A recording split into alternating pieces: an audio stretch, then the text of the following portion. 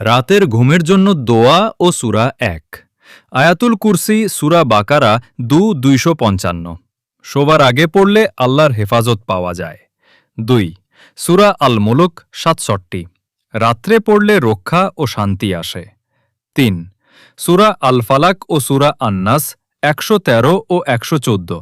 খারাপ শক্তি ও হানিকর প্রভাব থেকে সুরক্ষা দেয়।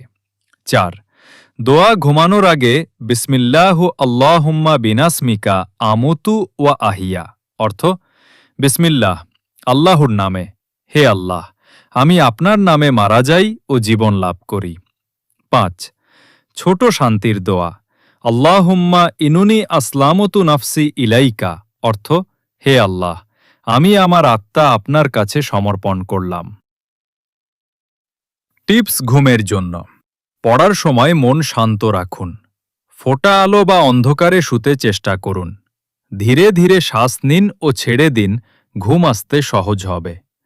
যদি চাও আমি একটি পুরো রাতের ঘুমের ছোট রুটিন দোয়া তালিকা বানাতে পারি, যাতে মাত্র ৫ থেকে ১০ মিনিটে পড়ে ঘুম আসা যায়।